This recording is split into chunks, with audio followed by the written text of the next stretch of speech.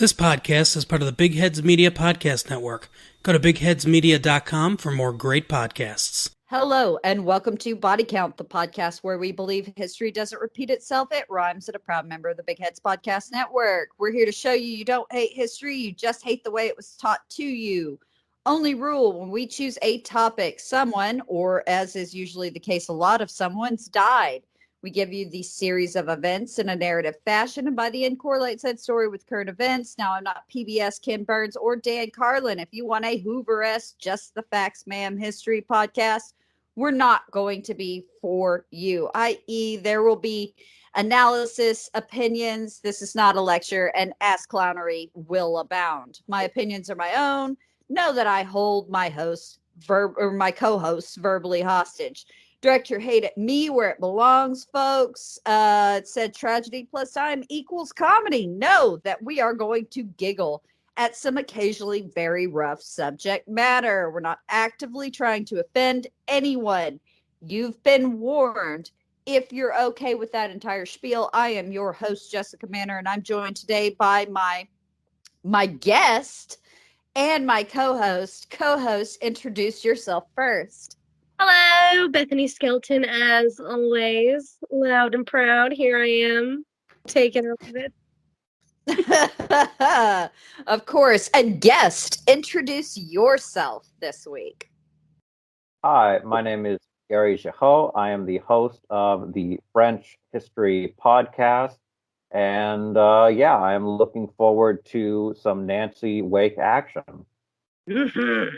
Oh, yes, because we're getting hard and heavy into a lady by the name of Nancy Wake. I've wanted to do this with Gary forever, but with pandemic, moving twice, everything else that has gone on, we've put it off. We've put it off long enough. And I'm here. I'm getting actively drunk, and we're going to do this thing. Finally. And actually, I remember months ago, you kept telling me we're going to do this. And I was like, okay, well, when? Okay, well, I'm working on it. And that was like, I want to say 8, maybe, I don't know. It was probably 8 months. Honestly, at this point, they've all meshed together. But still, I feel like you've been talking about doing this, and we're finally here. Yeah, we're finally here. And then I shamelessly lied to Gary and told him it was going to be a one-off episode. But we all know me. I went down the old rabbit hole, and that is not the case. So we're going to skip all of our housekeeping today. We have a lot to cover. So again, the story, Nancy Wake, a long time coming for sure, as we've established. Now, I pieced together my tale of Nancy Wake from a lot of readily available sources. There are loads of books about Nancy, and that includes her own autobiography. So I took a little bit from here. I took a little bit from there. As I said, there are a ton of primary, secondary, and tertiary sources on Nancy Wake, the White Mouse. Now, I especially enjoyed, for readability, if nothing else, Fitzsimmons' Nancy Wake. So I tried, like I said, to keep this one short and sweet, listeners. But as usual, when I'm doing an historical figure or a time period, I went overboard. I can't help myself. It's a sickness.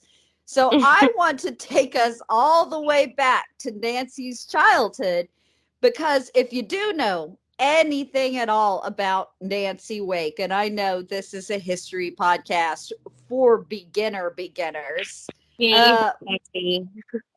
for Bethany's, essentially. What? It was a good ouch, right? Though it was like hurt so good. What? School me too, because I read her biography and it mostly focuses on her adult life. I had no idea that she was a badass already as a child, but you will have to tell me why. She just lives and breathes awesome and badassery. I think that is just what Nancy Wake is. So, like I said, what a freaking story. I can't tell you enough. She is one of the most kick-ass ladies in history. Not to mention, one I happen to greatly admire. I mean, like, woman crush Wednesday, y'all. Vibes here are strong. I cannot tell you enough. She's an incredible leap for womankind, historically speaking. Nancy Wake, here to prove basically that ladies can go to bat when it comes to the intelligence game just as hard as our hardcore parkour bra counterparts, if you will. Braj.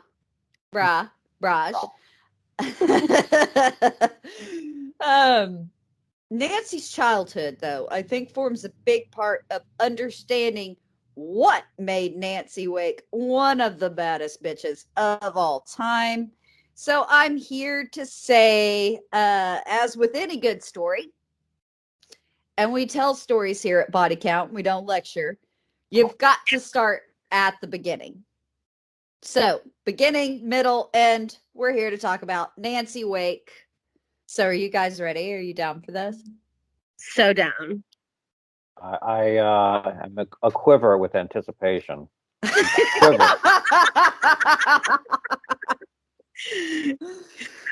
Oh, shit, Gary. Oh, that got me. Yeah. All right. Let's do it. Nancy Wake. Nancy Wake was born in New Zealand.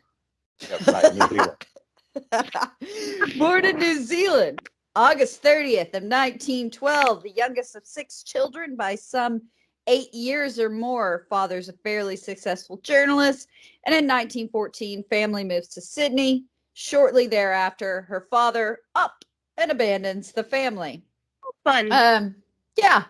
What a winner chicken dinner we've got here on our hands, just to start, right? I think he went off to Hollywood, was going to pitch a movie, is what I can piece together from an amalgamation of nonsense. Like it or not, he's never heard from again, and nobody in the family ever speaks of him, really. It's kind of an interesting point. Yeah. So naturally, things got much tighter for Nancy's family. She has to move to a smaller place. She's wearing hand-me-downs. Her much older siblings are having to get out and earn in order to support the family. I have no doubt it was shit for Nancy's mother, right? Like raising all those kids by yourself, being abandoned by your husband in a day and age that can't have been a lot of fun. How many kids does she have all together with Nancy? 6. But With Nancy is... Nancy was a daughter. Yeah. We're not getting to the incest part yet, Bethany. You jumped the gun. I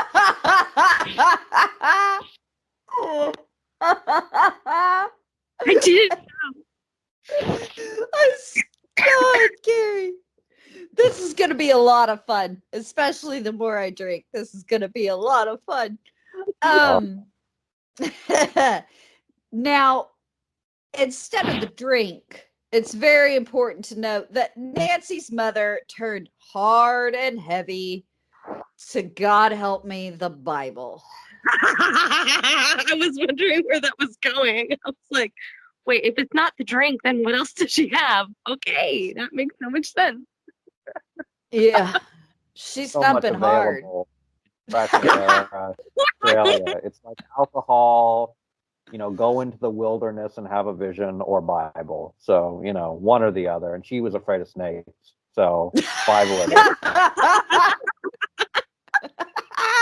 is. Bible it was. Shit, this is going to be a lot of fun. So, according to Nancy, her mother was never very fond of her.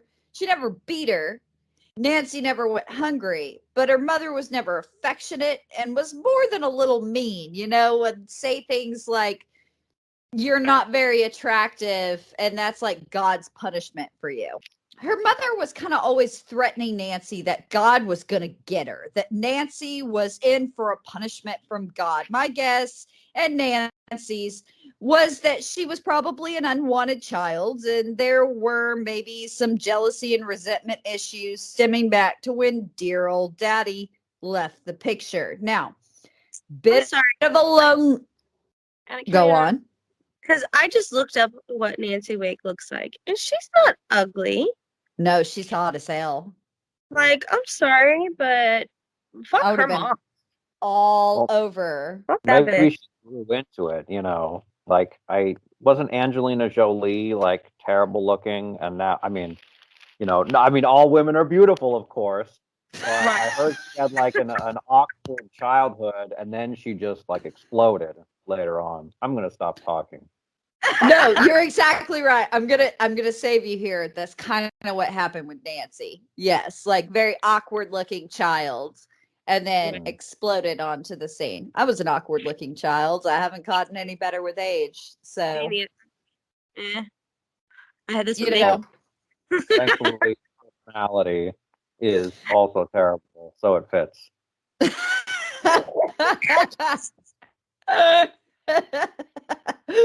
Oh, I have a friend, just not to go off topic, but I have another friend. Maybe I shouldn't say her name, but she's in podcasting too, and she says that she's very annoyed by how these new publications are saying, oh, you know, 50 is the new 35 or something, and she's saying, just let me be a swamp witch, you know, let me get ugly. Right? I keep going. All right, I'm into my 30s now. When am I going to just be able to let myself go? When am I going to be able to do the movie 7 on my own body? Well, apparently not ever. That's where I'm at. Jeez. And I always say, you know, they are going all the time. I've got people going, oh, put your faces out there. Put your faces out there. I was like, if we had a face for broadcast, we wouldn't podcast. Okay. Like, I don't have a face for broadcast, but whatever. Whatever. So back to Nancy. If you let me, I'll get heavily sidetracked, and I'm only 2 beers in, so here we are with that. Nonetheless, bit of a lonely childhood for little Nancy, but Nancy was not one to give it a terrible lot of thought. She was always adventurous, a go-getter, more than a little precocious, and that's going to become apparent throughout her life. And not one to let much get her down, if you will, in an effort to offset her own kind of inherent, at least according to Nancy's mother, naughtiness and quote unworthiness. Nancy was a hard worker at an early age. It was Nancy that did all the housework while her mother was stomping the hell out of that Bible in the corner, right? Like, I don't more Bible humping than Bible thumping. I'm sure she had to be a lonely lady, but whatever. Now, Nancy's work ethic and nonchalant, happy-go-lucky in the face of adversity attitude would come to serve Nancy very well in later years, as we're going to see. Now, as she grows, Nancy never short of friends, whether it be from the family doctor to the local butcher. If her mother was never affectionate, others showed some much-needed kindness, if you will, to what they perceived as a pleasant, clever, charming child. So it wasn't too long before Nancy made some friends with neighborhood children her own age. She's running, playing, getting into trouble. Basically, the takeaway from this is Nancy Wake was great at making friends from all walks of life. Top, bottom, age difference, doesn't matter. She was personable. Look at what she had to deal with as a mother in the first place. No wonder she would get out there and believe it or not, she was a good kid. That's awesome. Good for her. You go, Glen Coco. Good for her. You go. Good for her. So just to be clear, so you know, Nancy was not the mother in this. You know, just going back to the incest, she was still a child here. So. Yeah. Yes. Okay. Very much. Make sure. Yes, we're gonna. Okay. Meaning or something. I'm not gonna get into it. Actually, I didn't get into anything weird or crazy, but yeah, she's a child here, so she's doing all this as a kid. She's living her life.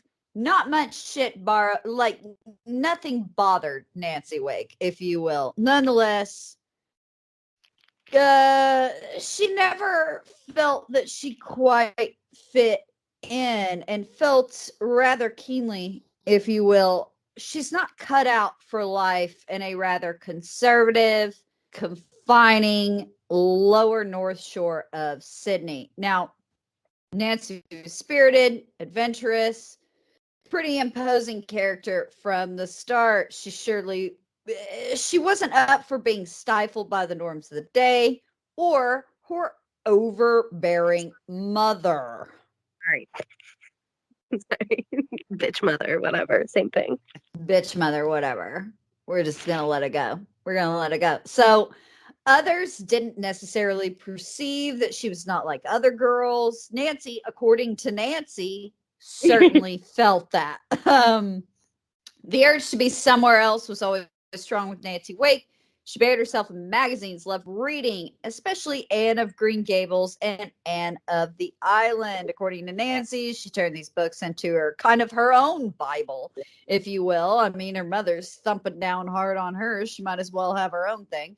And went at them again with the same fervor that her mother showed for the actual Bible. Gross. Anyone that has read the books knows that Anne Shirley's character sort of fits Nancy to a T. Young woman, went full tilt at everything, spoke her mind, forthright, feisty, fun, yada yada. All characteristics that would, in fact, become synonymous with Nancy Wake. More than that, Nancy picked up other little insights by essentially being a prodigious people watcher and a keen student of character. She learned essentially that as she's watching, presentation is everything. Now, most of Nancy's time is kind of spent in weird financial schemes by hook or by crook, if you will, from a very early age in an effort to save money. She knew she wanted to get the fuck out of Australia, like whatever it had to be, and go and live like Anne Shirley. She needed money. She was going to need money. So not only did those efforts teach Nancy to be both a quick thinker and quick on her feet, but she learned to be a rather enterprising young woman, if you will. I mean, you gotta be. So I must tell this story because it stuck with me, and I think it's sort of one of those things that's gonna make Nancy Nancy. One day she returns home to find all of her money gone. Her shithead eldest brother Charles, an unrepentant asshole and a half that died as questionably as he lived, is the best way I could put it, had stolen all of Nancy's money, drank it away. Her other brother, Her other brother, Stanley, then beat the hell out of Charles for it in the backyard. But my favorite and perhaps the most pertinent, quote, you get are Nancy's words on the subject. I do remember feeling very glad that Stan was sticking up for me, and sorry I wasn't strong enough to have a whack myself because I was very, very angry.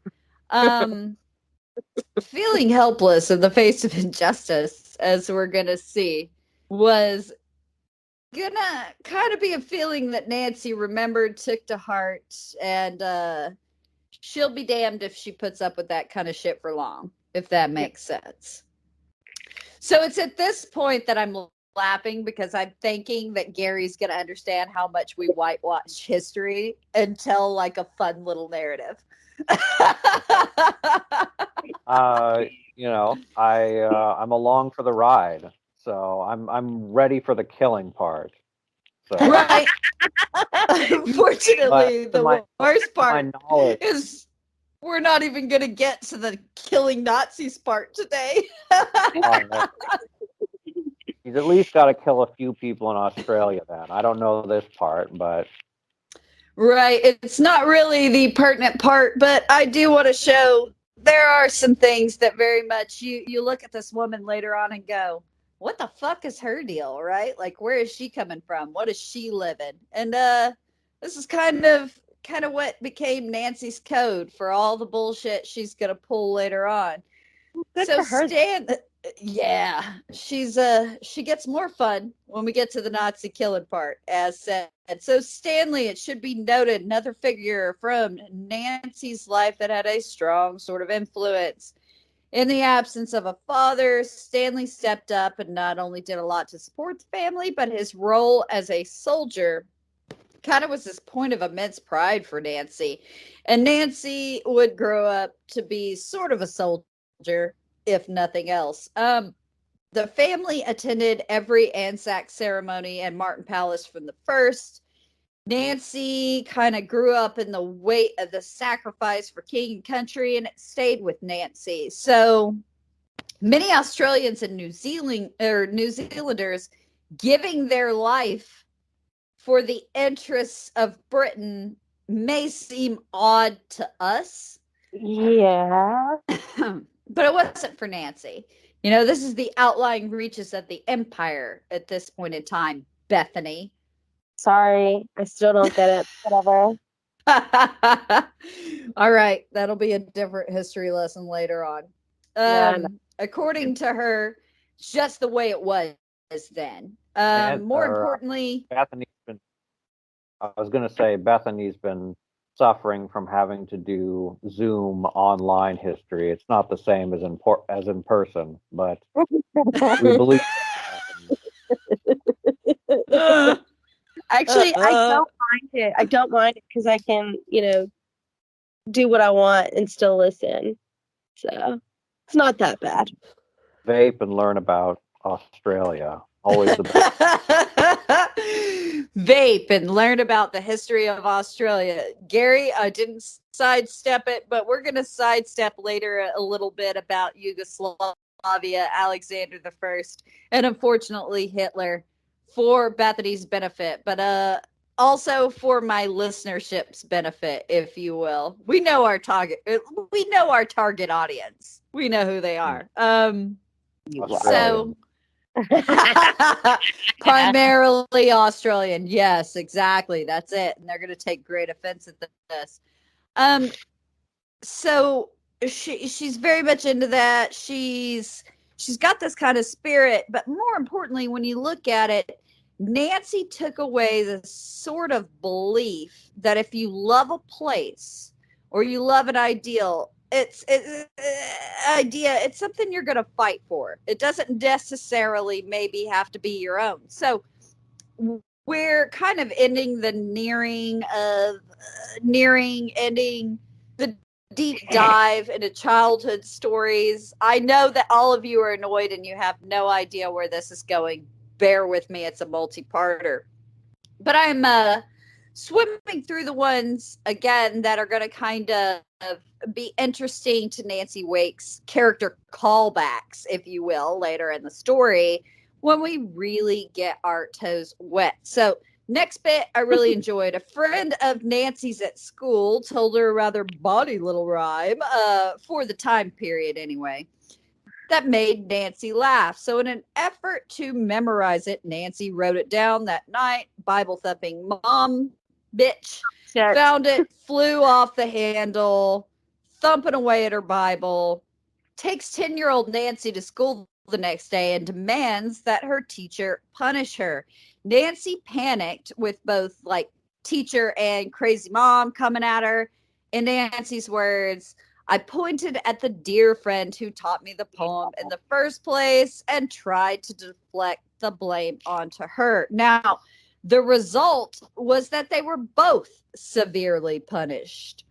Something like this happened to all of our 10-year-old selves, right? But we don't necessarily remember it, more or less carry it with us for the rest of our lives. But Nancy, as kind of a lonely child, felt quite keenly the resultant strain on the relationship and noted her friend's serious sense of betrayal from her. And according to Nancy, right, I swore, recalls Nancy. I swore, recalls Nancy, that no matter what, I would never dob on anyone again. And this is going to be important later on because she sure as shit doesn't. God bless her, like ever. Well, it seems a pretty little thing. Like we said, we're going to come to see. It's going to be a rather important thing in Nancy's life. She's going to be more than a little true to her word. And I also like this other little quote from a childhood friend of Nancy's, Barbara Bowering. And I liked it. So I'm going to share it. She was a great and very loyal friend who was clever at everything. I think in some ways she was too clever for most people. But if I was ever up at the front of the class with the teacher asking me questions, Nancy always mouthed to me the answers. What I most remember about her was how protective she was. I was probably a lot smaller than most of the kids in my class, but Nancy was always there. She absolutely hated teasing and bullying, and she had no fear of boy or teacher. We had a teacher called Fanny Menlove, and I remember once when she was out of the room, Nancy went up to the blackboard and wrote it backwards, Menlove Fanny, and we all fell around laughing. She got into big trouble, but she didn't seem to mind. She had no fear. So again, of course, Bethany, you would love it. I knew you would. That's why I included it. Clever girl. Point being, loyal, clever, and generally fucking fearless, because this is going to come back to call, are a couple of words that sort of perfectly describe, to my mind, Nancy Wake. But nothing more than fearless. Fearless almost to a fault. She never skipped on a dare. She was hell-bent on proving she was brave as anyone else, no matter the cost. God. So here we go. Nancy's secondary education was, gag me, at the North Sydney Girls Domestic Science School. Now, this school was particularly designed to turn girls into perfect wives and mothers. As you can imagine, Nancy's far from a good fit, but she endures. She had little choice. She enjoyed what she could, carried on, feeling that until she finished school, there's nothing for it. Nancy's mother insisted she was a rather an attractive child, as we can remember. But in those teen years, Bethany, here you go, a flower blossomed. So she's not only kick-ass, but she's gorgeous to boot. Now, she's a bit naive, didn't give two tits for boys. This was, a girl who knows her mind, wanted to get the hell out of Dodge, if you will. Nothing was going to get in her way. She had a world to explore. So if we have a rather unhappy childhood on the whole, it's manageable. And as we shall see, it takes a lot more than pressing conservative traditionalism to crush the spirit of Nancy Wake. If Nazis couldn't fucking do it, like a less than stellar childhood sure as shit ain't gonna deter her. Let me put it that way. It's not often that you get to say that in a story, though. Like, if a Nazi couldn't do it, you're sure as shit not going to be able to. I find myself using that more and more in our own country today.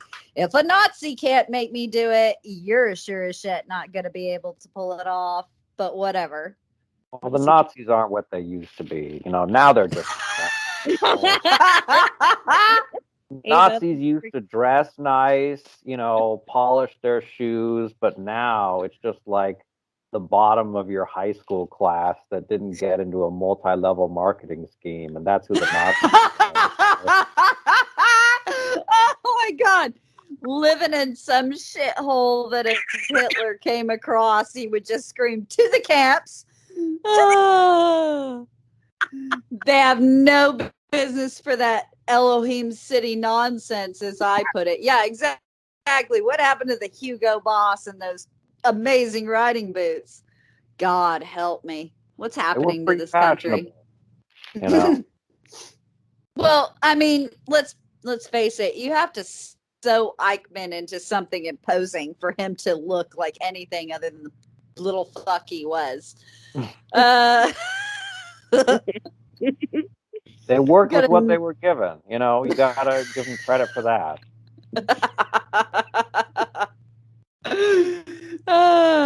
Not unlike today. What are we gonna do? Nancy never had the slightest clue what she wanted to do with her life. But she did know she wanted to get away from her mother, if nothing else. She had enough of her mother, as it turns out, at 16 years old, running away, but not the kind of running away that most folks do at 16. Nancy left and she wasn't coming back. Her sister-in-law, yeah, she said, I'm fucking out, yo. I'm done. Her sister-in-law allowed her to hide out at her place until Nancy knew what her next move was, and perhaps. Well, you know, in New Zealand, people are like, "I'm fucking out, y'all." Peace out. Peace out. Like they're just fucking done, right? That's how I feel about all of it. So, sister-in-law allowing her hide out. Nancy was able to make her way to an employment agency and decided she wanted to be a nurse. Knowing the police were looking for her as an underage runaway, she had no problem giving a false name to the employment agency.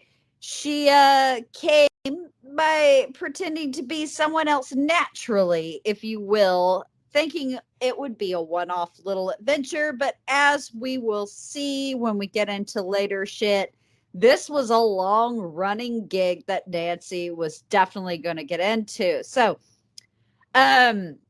she goes into nursing in Sydney. However, if you didn't have the money to purchase a new uniform, it was what it was. You weren't going to be a nurse in Sydney, and Nancy had no money. On her own to her was on her own, and she wasn't borrowing money from other people either. Luckily, you could start as a country nurse, have your uniform supplied, and pay it back as you went along. And that's exactly what Nancy did, serving her time in the mining town of Mudgee. Now, she smoked her first cigarette, got drunk for the first time, saw her first dead bodies, picked up some nursing skills along the way. Nancy, what's important about this period, kind of all further, all at the same time. Like, how do you? She even saw her first erection from the dead man that she ended up hauling over to the morgue, right? Why they call him Yeah. God, Carrie. All while smoking a cigarette and a bottle in her hand. That's exactly right. That's exactly what she did. And that's why she's got a boss. So she further hones her skills along the way, learning to mix with people from all walks of life, yada, yada. So September 1930, returns to Sydney. She's now 18. No one can force her to return home, if you will.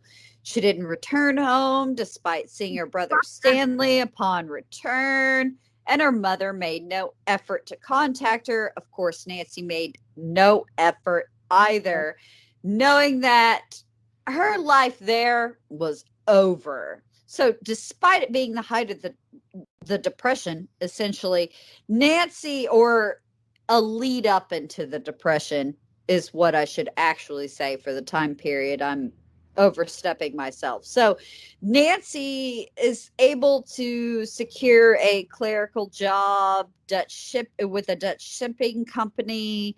She's making above minimum wage while organizing the movement of ships with goods and folks from all over the world. Now, Nancy hadn't given up her dreams, if you will, of travel, but she lacked the necessary funds at the moment. She's content to live her life in Sydney, doing whatever she pleases. Cut to March 19th, 1932. She's on one of the company ships on a harbor voyage to celebrate the completion of the Sydney Harbor Bridge. Now, Nancy's having a laugh with her friends and colleagues while the Premier of New South Wales giving a speech. They hear a commotion, and Nancy heard what the fuss was once the ship had docked. Protestant Irishman Captain Francis de Groot and of a paramilitary group, if you will, called the New Guard, had swooped in on horseback to slash the blue ribbon with a saber, mind you, like it's a fucking pirate mutiny, before the premier could essentially get to cut the ribbon. He declares, how dare he? With a good, how dare he? Oh, so he declares the bridge open in the name of the decent citizens of New South Wales. Sydney's in a hubbub about it for weeks, unused to any sort of civil disobedience. And more importantly, Nancy was kind of shocked about it too. Quote, in my limited experience, things like that just didn't happen. The government was the government was the government, and that was that. You did what they said, and you most certainly didn't take matters into your own hands like de Groot had done, whatever you might have felt about it. And I was quite shocked. Now, I included this because I couldn't help myself. The idea of Nancy Wake balking at civil disobedience is just a little too funny when we get to Vichy France, folks. I couldn't help myself. Stick with us. By the end of this story, you'll be laughing at that as well. Moving along. It was around this time Nancy finally catches a break. She arrives home one day to find a letter that is essentially going to finally get our Nancy on the continent. Nancy's mother, Ella, had a sister named Henamoa. If Nancy had, quote, disgraced the family by running away, so too had Henamoa, albeit she had run off with the married captain of a whaling ship in New Zealand, but that's neither here nor there. So Henamoa, as it happens, had done quite well for herself. In the letter, Henamoa intimates she is writing, or she's wiring Nancy the sum of £200, which in that day could be a lot of money. Nancy was unsure how Henamoa had come to form such an for a niche hardly knew. Nancy suspects she sympathized with her, knowing Nancy's mother as only a sister could. Whatever the reason, it was real. The money comes through. Nancy immediately books passage first class on an ocean liner the fuck out of Sydney. With a big middle finger and said, fuck you. That's exactly right. She's just going away, waving that bird like it's a flag in and of itself. She had a plan, hit North America, head to London where she could see what turned up by way of work. She would very much wanted to head to Paris, and that would be a huge dream for Nancy, as we're going to see, but she didn't see how that was going to be possible at the moment. She had the time of her life aboard the ship, even though she was the only single lady without a chaperone, which was scandalous. Yeah, it was not a thing that was done in these days. But to harlot. Wait, what? I said I bet she showed her ankles too. The harlot. Oh, the harlot. She was allowing those ankles in the breeze, if you will. That hussy.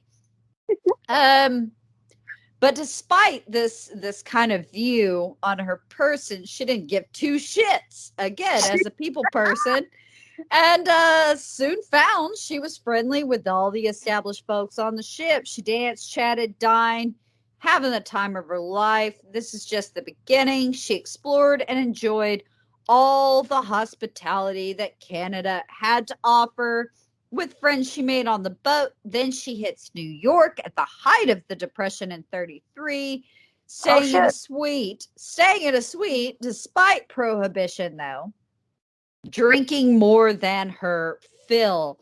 But she knew she couldn't keep it up forever. So she left for a final destination, London. Her money's beginning to run out, so she grabs a cheap, rather nasty room in a boarding house and kind of sets about deciding what to do for work. So just so happens 4 doors down was Queen's College for Journalism. And as Queen's College was the name of one of the educational institutions attended by Anne of Green Gables, Nancy said, well, not. Yeah, why the fuck not? What else am I doing? Such a fucking attitude. I fucking love it. Oh, Bethany, as you get into this story, you will find a fuck it attitude is Nancy Wake's entire outlook on life. Off she went to learn typing, shorthand. Journalism is far from a dream of Nancy's, but journalism was, as she viewed it, a fairly easy way to travel on someone else's dime. More than anything, she thought the courses would at least give her a useful skill set. The promise was 8 months, you'd be typing and taking shorthand like a fiend, mistake-free. Nancy learned to live cheaply, freely, and not at all short of fun in London at the height of the Depression. She went to school during the day, parties with her friends at night. For Nancy, it's the life, right? She's living my dream right now. Well, she's living like we did in college, unfortunately. At least during the bachelor years. Yes, I know, right? Yeah, she's pretty much living that exact same life. So being free from the edges of the empire, Nancy's thrilled to find herself at its very center and never once missing her life in Sydney. Finally, Nancy gave in and decided to be ridiculously extravagant. She flew to Paris, guys, and that is all she wrote. Good girl. Well, that's where she wanted to go in the first place, right? Yes. Nancy always wanted to be in Paris. She always wanted to be in France. See, I'm listening. She's in love. I'm listening. I'm learning. I'm taking notes. She's instantly in love. I'm not taking notes.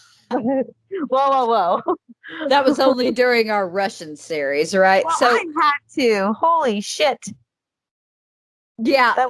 Bethany Gary gets very confused by dynastic politics, which is why we're trying to stick to the 20th century and only do deep dives into dynastic politics occasionally.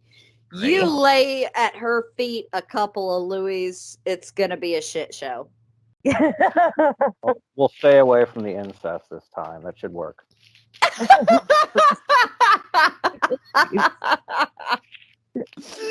Oh my God, amazing. And if you decide to do that, be prepared for multiple parts, okay?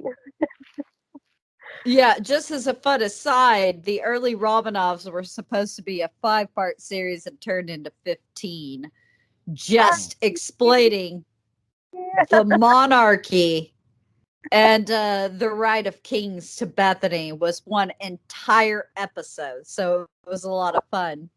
Unfortunately, I ended up lecturing, which is the one thing I promise I'll never do. So finally, Nancy gives in, decides she's going to be extravagant, flies to Paris. Nancy's in love, finally living out the dreams of her youth. This was far from Nancy's last trip. She took many weekend trips to Paris the remainder of the year, at a time that wasn't really done, if you will. Not by most people, but Nancy Wake is not most people. She couldn't help herself. She was absolutely smitten. She always remarks on There's a place far from your homeland in which you feel at home.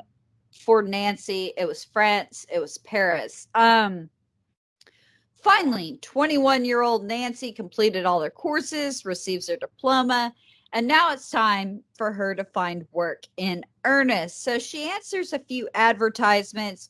Straight out of the gate, she's invited to a serious job interview with a fellow from the Hearst newspaper group looking to add to the European Bureau.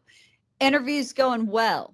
Nancy's always been a people person, as we know, and he was also fairly impressed by the fact that she'd gotten pretty decent marks at college. So, gentleman asks if she knows anything about Egypt. As we know, the Middle East is definitely a growing area of interest at the time. Never bats an eye. Nancy lies her ass off like a champion. Says she loves Egypt, had been many times, studied it, and could even write in Egyptian. Now, the interviewer is like, fuck yes. Like, how did I get so lucky, right? So he starts dictating to her from... You mean in Arabic, or you mean in hieroglyphics? Because if she said she could write like columns in hieroglyphics... I that because hieroglyphics is exactly what she imitates writing, and you have to give it to, like, this guy is not a foreign correspondent, and he's very much an American, and so he has no idea that modern like Arabic is what is spoken. So Nancy starts writing shorthand backwards, imitating what she calls hieroglyphics. And that guy doesn't, like I said, no shit from Shinola. So he's just going with her. He's thinking, oh my God, this is the most amazing thing in the world. She's writing hieroglyphics. Never mind that modern Arabic at this time is what is spoken in Egypt. Oh, the fun of imperialism, guys. She just went with it. And that's exactly what she said she was writing. And luckily, neither one of them knew ass backwards that Egypt wrote modern Arabic.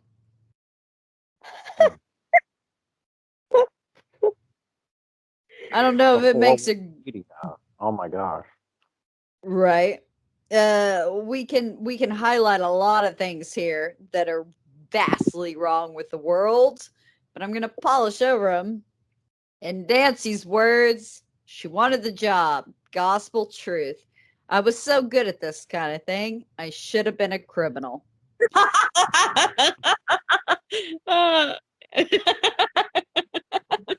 And in a way, she's going to end up being one.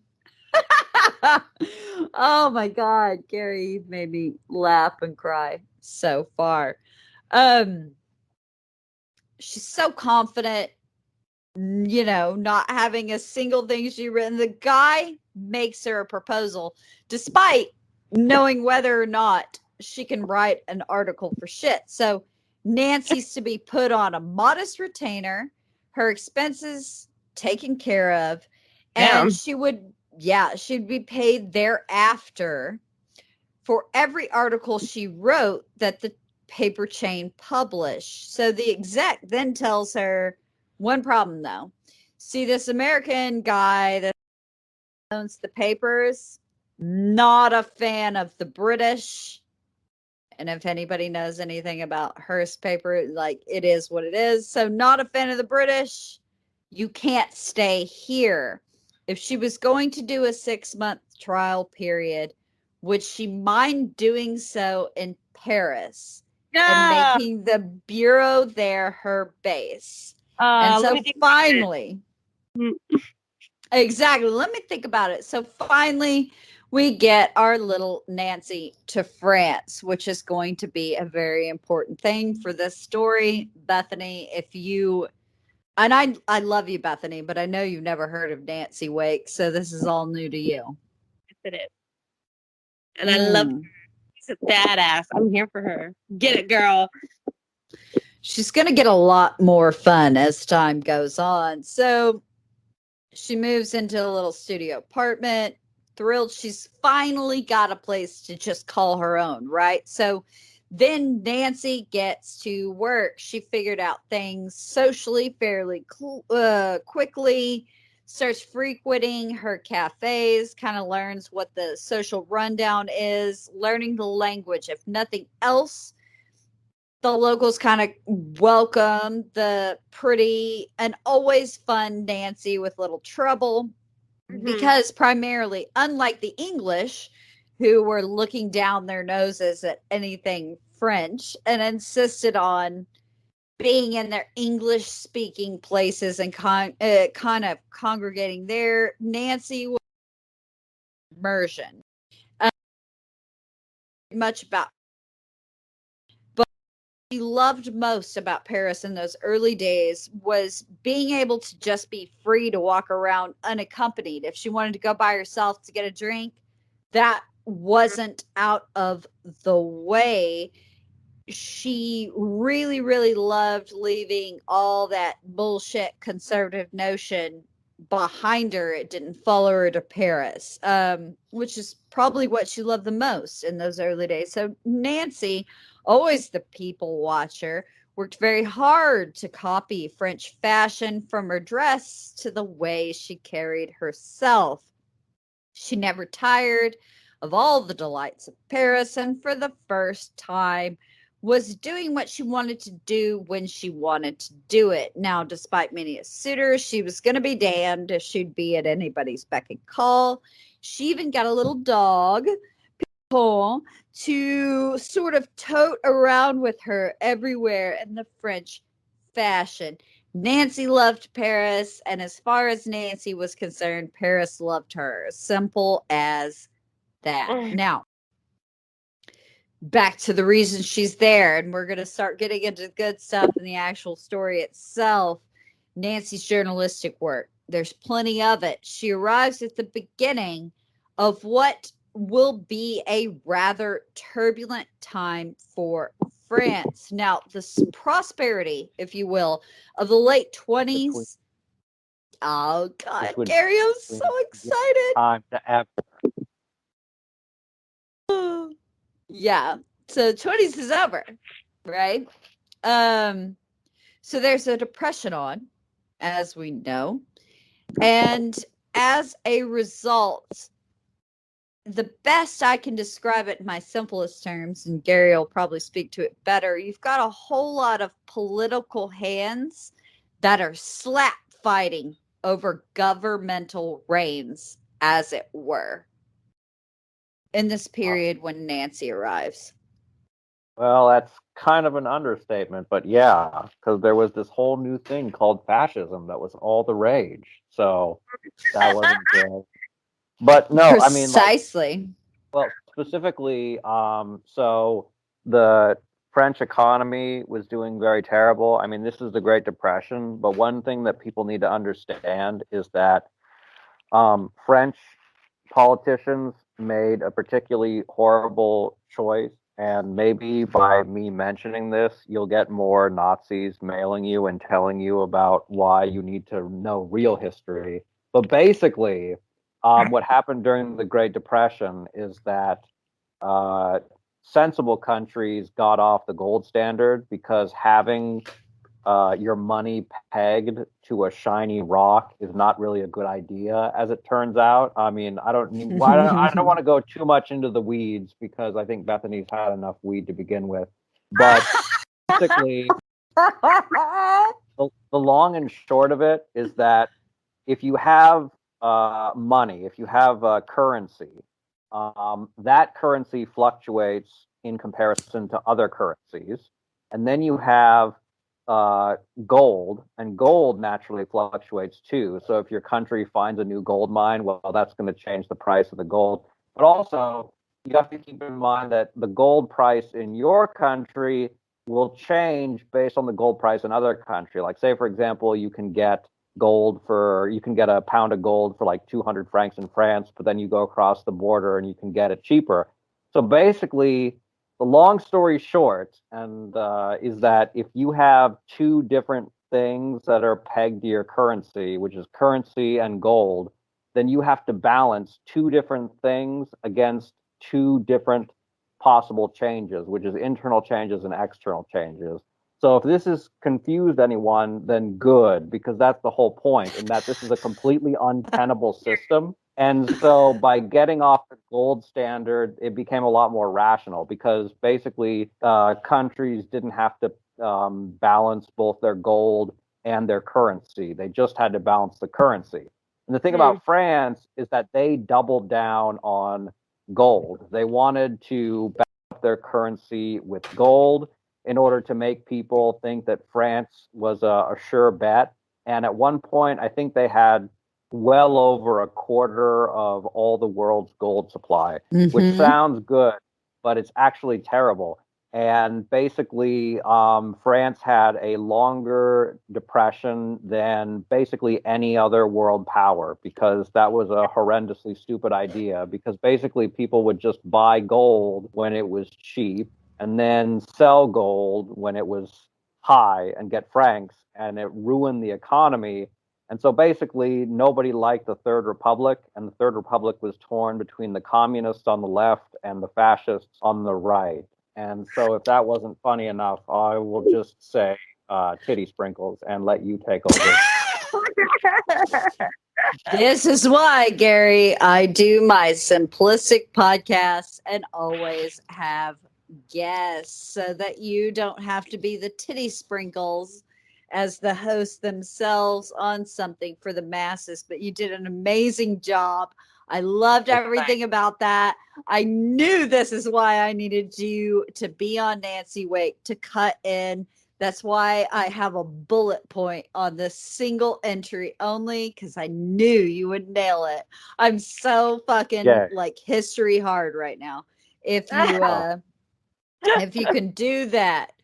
Basically, for those of you that did not understand everything that Gary just said, that's okay. The point is that governments and movements are clashing all over the place. And essentially, for our Nancy, it means there are a lot of good stories. This is a good thing for her. Now, while she didn't give a fig about politics in Australia, she quickly learned, as from what Gary said, that this was going to be the meat and potatoes of everything that she would be writing. Fascism's on the rise, folks. So in Nancy fashion, go ahead. Oh, no, I was laughing. Oh, sorry. I thought you were trying to interrupt me. I'm used to that. So in Nancy fashion, she gets work, finds herself attending, reporting on all of these various protest rallies, interviewing political figures, writing about national strikes, etc. Everything that's going to go back to what Gary just said for all of you that are limitedly following. Now, politics, we're no longer foreign to Nancy. She's kind of living and breathing them now that she's in the work. Now, not that it was all business in Paris. She found herself writing a lot of human interest and business articles as well, taking her down to the Mediterranean and in and about Marseille. We're going to get to that in later episodes. But her main business at the time was always in Paris. And she found she made friends with her mostly male counterparts, and was also kind of embraced by them. Her fellow journalists sort of helped Nancy to hone her craft. So she spends her days at a typewriter alongside them, nights drinking with them. It helped. She was, again, a tremendously gifted people person. And she was, though she couldn't win with a necessarily sparkling personality, she could win over with her bathtub, hooch in the New York fashion, if you will. So she's very much like making this homemade alcohol, having all these journalists in and about her home. They're talking about politics. She's really getting into the spirit. So again, drinking, smoking, working into the early hours was Nancy's new life. And more often than not, folks, they found the conversation turning to a man by the name of Adolf Hitler. As is always the case. Wait, what? Well, his original last name was Schicklgruber, but it changed to Hitler. So, yeah. Shut up. Are you serious? Yeah, completely serious. I did not Fun know. fact of the day. Back in those Austrian early days, Bethany. I had no idea. That is hilarious. All right. So, Gary, I'm going to prepare you when we get into this. I'm doing a very simple breakdown for a lot of very complex fascist ideas as we get into this for our listeners and Bethany's delight. Bethany, I promise you're going to have a very basic education as I get into my bullet points, while Gary is going to expound for me because I'm lazy as fuck. So, it is what it is. So, again, she's talking about Adolf Hitler. It's coming up more and more in conversations with fellow journalists. As it happened, there's a lot of noise at the time, guys, in Europe, if you will, and the Hearst paper chains want to hear all of it. Now, cut to October 9th of 34. Nancy finds herself among the milling crowds in the Cambier and waiting to listen to King Alexander I of Yugoslavia speak. Quick, most basic history lesson that I can give. Alexander is a fairly competent ruler of a newly formed Yugoslavia, unified nation of Serbs, Croats, and Slovenians. Now, from the beginning of its formation, however, the idea of a unified Yugoslavia is heavily challenged by groups like, just say, the Croatian Peasants' Party, who wanted to essentially separate a Croat state. Or a Croatian state? Are you following thus far, Bethany? I am. Okay, if you're following, our listeners are following. So we know how this goes. So what brings Alexander to France, Bethany? The king had come seeking French support, essentially to safeguard his kingdom from the plotting of a man by the name of Benito Mussolini. Okay. Oh. Okay. Yeah. Look, there you go. You're in it. I'm listening. I'm learning. You're listening. You're learning. Mussolini is lending support to a Croatian activist by the name of Ante Paveli, who's essentially who Mussolini has allowed to set up shop in Italy, right? Where our quote unquote activist essentially sets up a terrorist camp in order to destroy the United States of Yugoslavia and set up a free Croatia. And I'm breaking this down. Okay, so you're following. Breaking it down, doing it the Jessica way. So Mussolini and his friend and supporter Hitler fully back the play of Paveli's government of would-be fascists as fuck Croatians, essentially. Okay. So is this making sense? Yes. Okay. Yeah. So, okay. So it was here that Nancy found herself on the spot for her first real brush with political violence as two shots rang out on the Kenmure, and still Nancy knew it was newsworthy and went to work. So the last major assassination, in simplest terms, if you will, in a public sort of setting, had been, of course, the Archduke Ferdinand, who, as we know,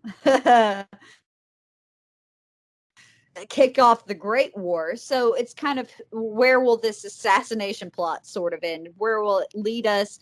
Of course, it's far more complex than that, but putting it in simplest terms, to Nancy's worldview, she sees this as a big story. So she rang through to Paris and is able to supply the missing details. The king is dead, along with the French foreign minister, as an unknown assassin, believed to be one of Pavelly's men, had approached the king's carriage, shot both men, and in turn had immediately been shot by the French police force, if you will. So Nancy has her first great story, but the consequences of said story are going to be far reaching indeed. The political situation certainly, if you will, kind of woke Nancy to the disquiet on the continent and her interests in politics and the growing unrest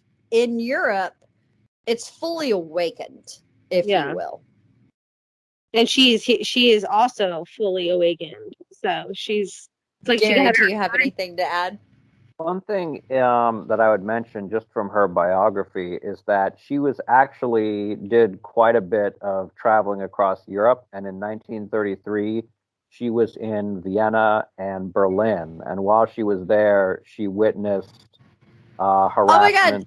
I'm so sorry. I have to stop you, because that's kind of where our story begins in earnest. That's where I drop off. She hasn't even been to Vienna yet. Oh, okay. Well, wait a minute. So the assassination is in 1934, but then I thought she was in Vienna and Berlin in 1933.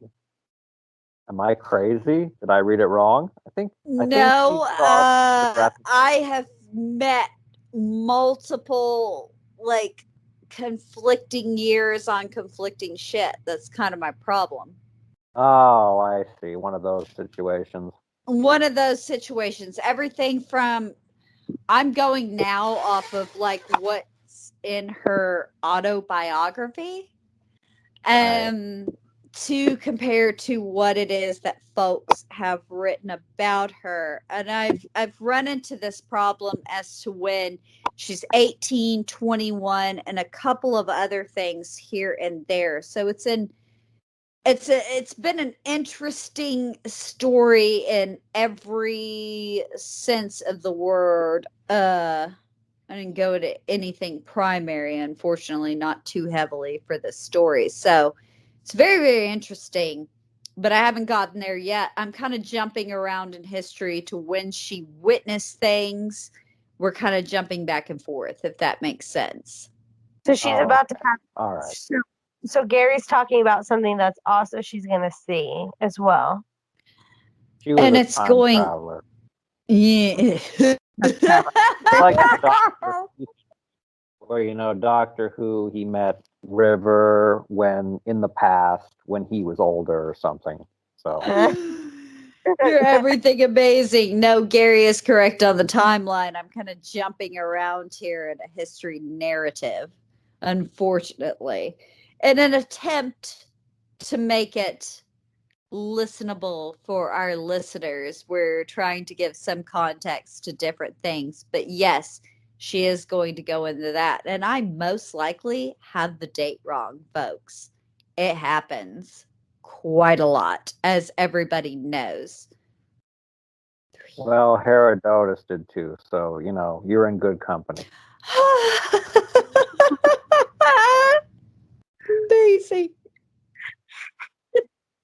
Nancy was all ears this point forward when it came to the growth and strength of fascist movements in Europe. So at this point, we have to take a little history of the time deep dive.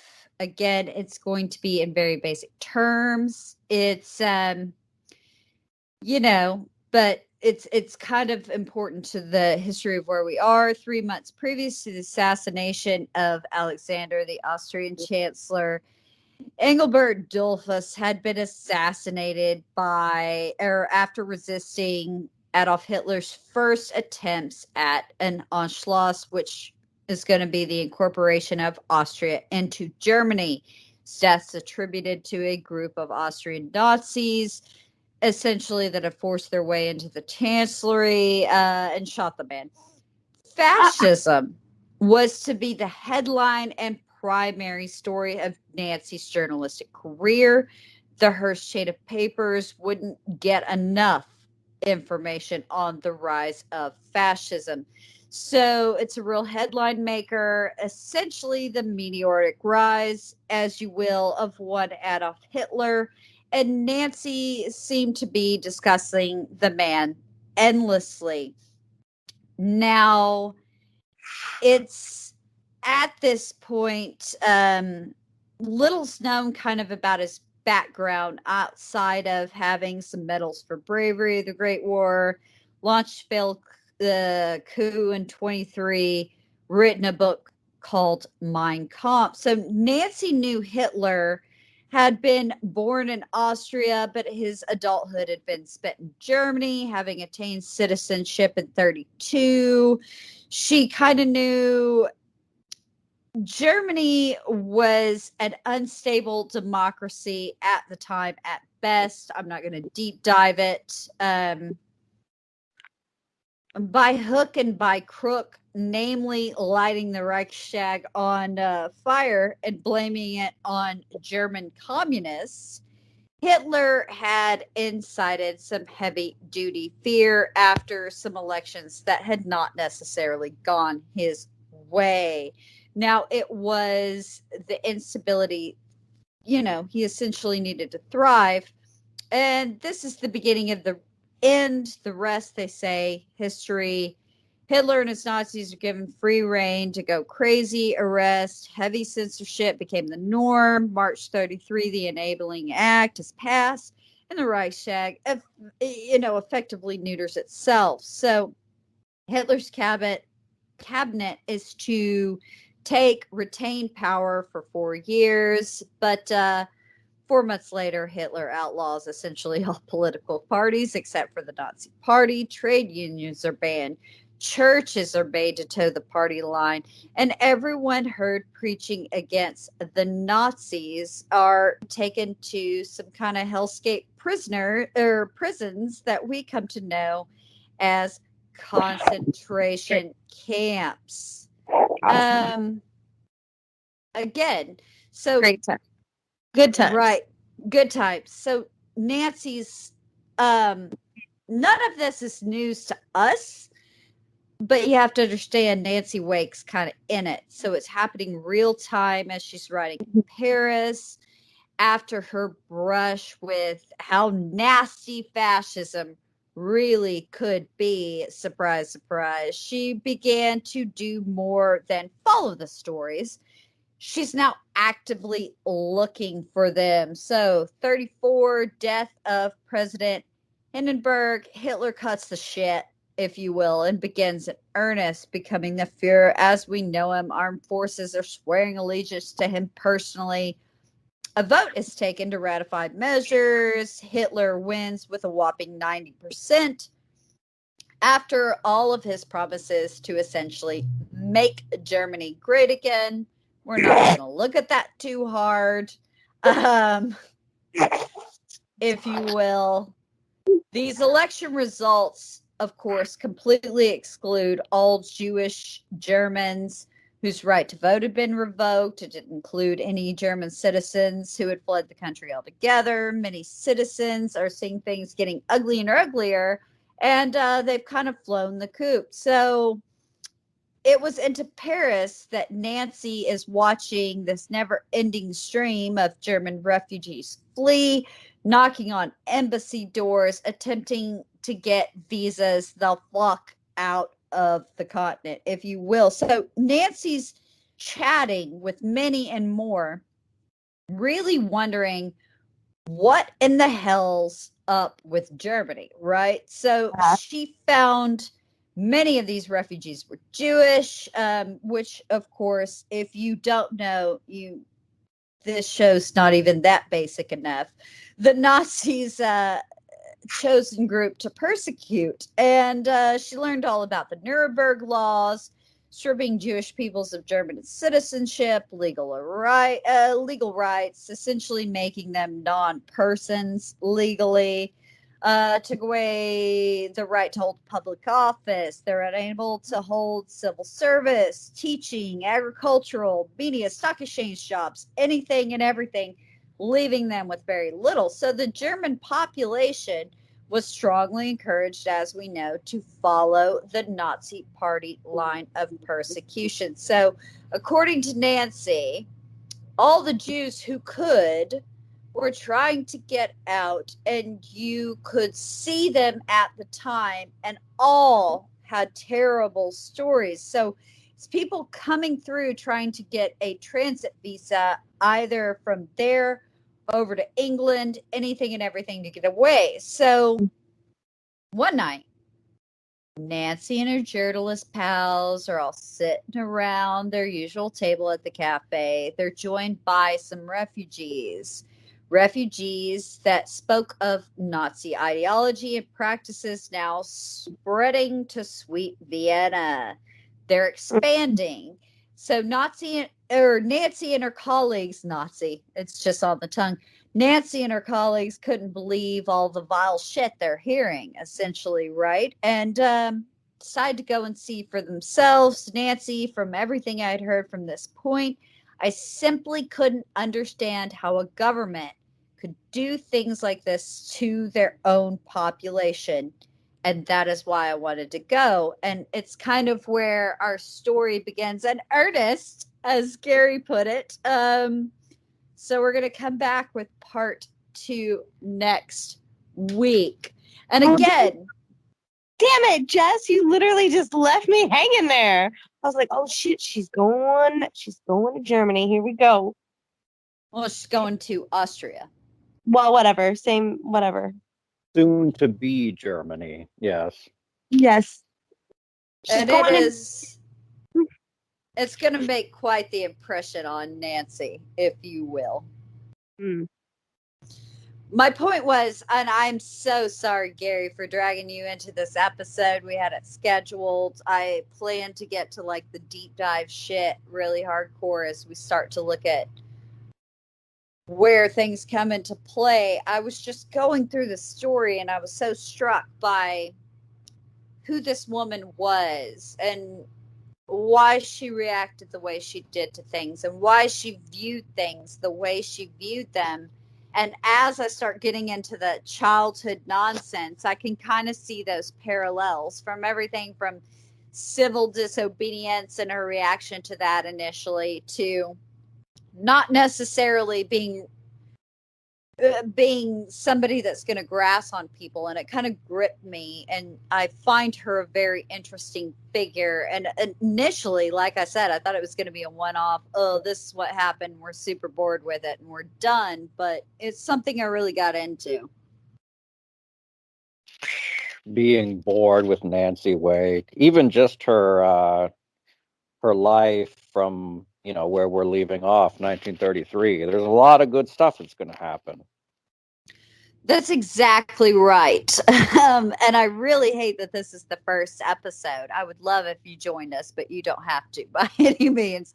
We've already held you captive for, I feel, what is long enough in essence. No, it's good. I enjoyed it. Good. I'm glad. But what I really want you to do, Gary, is plug everything from your podcast to your book as well. Oh my gosh. Yeah. I don't know. Check out the podcast, the French History Podcast.com. We go from the 3 million years ago to present in France. So far, we're at the Merovingians, but we Oh my gosh, we have fun. I don't know quite what to say. Basically, it's all free and it's ad free. So if you don't like it, then you get your money's worth. And as far as the book, I don't know. I have a book, so there you go. But I think you probably should check out the podcast first, since that'd be a natural transition. I don't know if my book would be a natural transition from Nancy Wake, because it's a sci-fi thing. So, and it is not free. You actually have to pay for it. So check out the podcast first. Decide if you like me, and go from there. Let me go ahead and put a plug in. You're going to love this podcast. I do, guys. It's not what we do. We don't break things down in like simplest of whatever terms, but you could start from the very beginning and really get a very clear, concise, deep dive. Gary makes it, I feel like, something that anybody and everybody could follow. I know that's a lot of issues that I get in my email about me suggesting history podcasts. It's not something that everybody can follow necessarily for our listenership, but this one you can, and you can really deep dive into shit. So I really encourage everyone to go listen to French History Podcast. You can follow. Where can you follow, or where can people follow you at Gary? Because y'all also Basically have anywhere. Yes, I have a very active Twitter. I post tons of photos of artifacts and old historical photos and art pieces and just tons of stuff. So it's all free. Might as well check it out and learn about the history of this great nation of culture and art and beauty and all that good stuff. And food. West Frankia's best Frankia, man. Like, no, everybody, I really encourage you to go follow the Twitter. He has some great free content stuff that you can see there. It's absolutely fantastic as far as like Twitter accounts go. It's my absolute favorite. Please go see it, go look at it. You're not going to regret it. As far as our own podcast, you guys know the drill. At Body Count Pod, Instagram, Twitter. We're not on Facebook. We're working on it.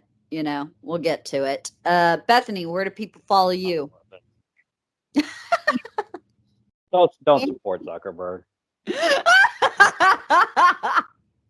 He does look really creepy. I'm sorry, but his picture creeps me out. Like, he just looks like that creepy guy that stands in the shadows outside your house.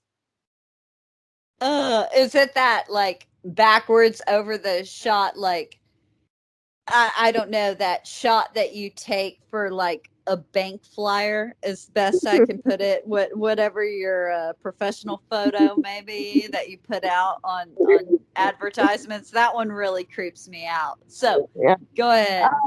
Yes, you can only imagine how creepy he looks to himself, though, just because Zuckerberg, apparently, I don't know if you know this, but he has dog vision, because he can only see, like, I think 2/3 of the color spectrum, and so it's more like green and blue and yellow. Not shaming anyone who has the same condition, but I'm just saying, like, if he looks creepy to us, you can only imagine like how he looks to himself. It's like a German Shepherd looking in the mirror, right? Like, damn. Oh God, Gary, you have made my fucking day. I can tell you that. So, Bethany, where do we follow you? You can follow me on both Instagram and Twitter at Bethany Skelton 5. Oh, that's right. You made them all the same. You can follow me on Twitter, Instagram, Jessica B, as in Bravo, Manor, like a Norman-esque word for house, not the behavior. Jessica B Manor on Twitter and Instagram. And so that's going to do it for us on part 1 of Nancy Wake, guys. It's confusing.